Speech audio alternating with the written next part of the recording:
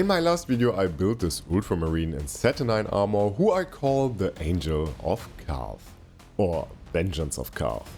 Has a better ring to it. And today it's time painting this cobalt blue metric ton of ceramite.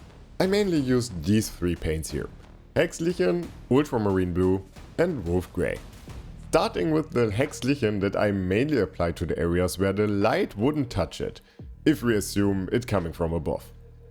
And while that's still wet, I go on with the Ultramarine blue and wet blended these two paints into each other. By the way, did you know that Ultramarine is an official color coding? If you go by ARL color coding, it's 5002.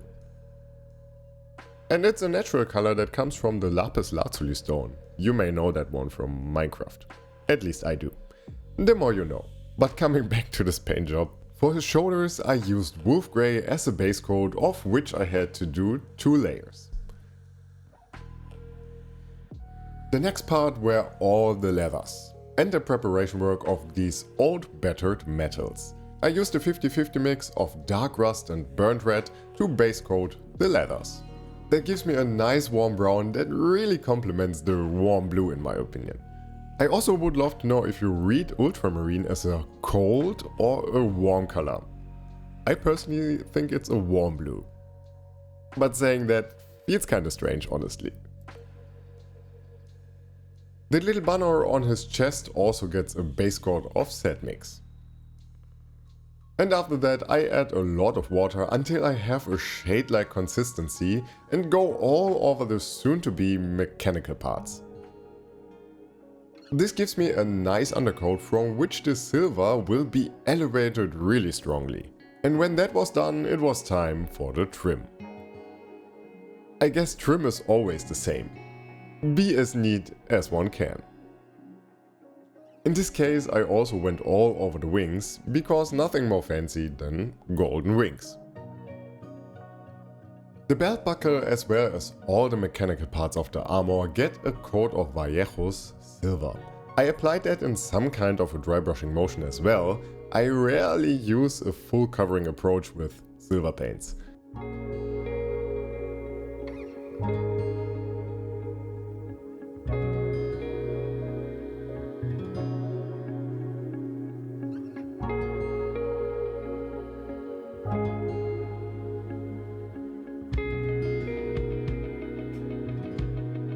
And with that done, it was time for a shade.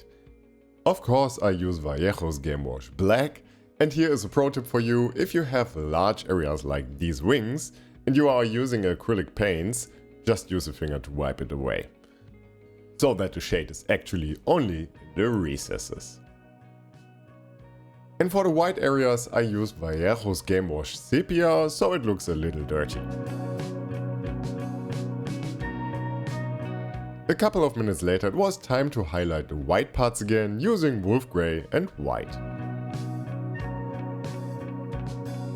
On a paint job like this I tend to stipple on colors, as this really creates a nice texture that looks better down. And for the blue I actually went with lines instead of stippling to have it look like a more reflective surface in the end.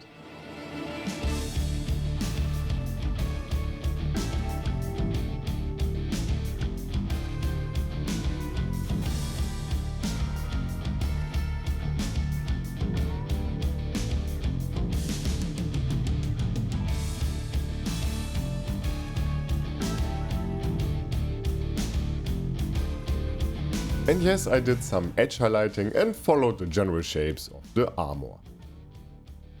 This also gives variety to a paint job, having multiple textures be represented.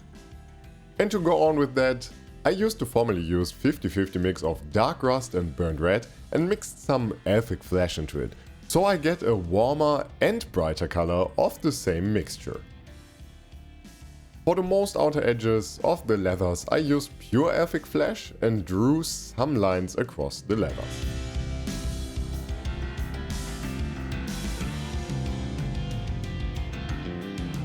I also repeated that color mixing on the chest piece. By the way, how are these called?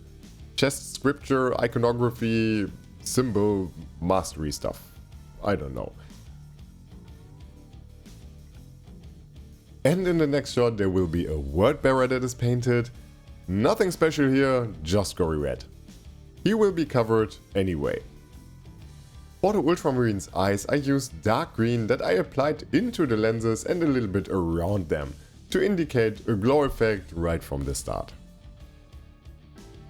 I also used the same upcoming mix onto the plasma pistol, by the way.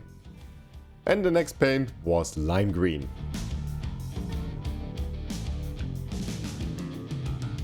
For the plasma pistol I added a lot of water so it flows into the recesses of the plasma coils. I guess the term pistol is not really correct here, but you know what I mean.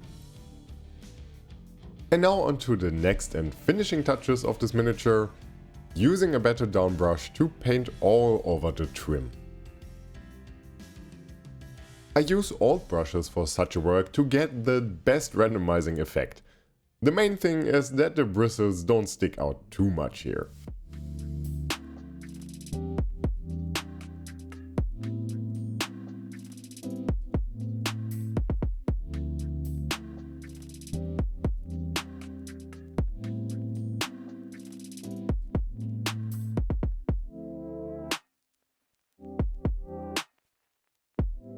And for his base I used AK Interactive's Dry Ground, added some sepia wash and dry pigments.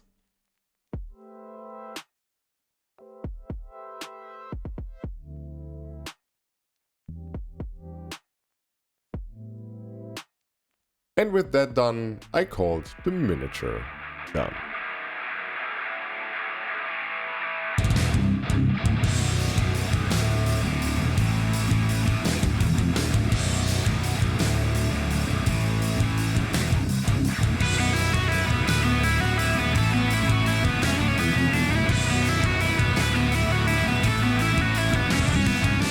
If you like this miniature and haven't seen the video, there is some kit bashing going on my channel, feel free to check it out. And with that said, thank you for watching, don't forget to leave a like or a subscription if you haven't already, and we are going to see each other in the next one!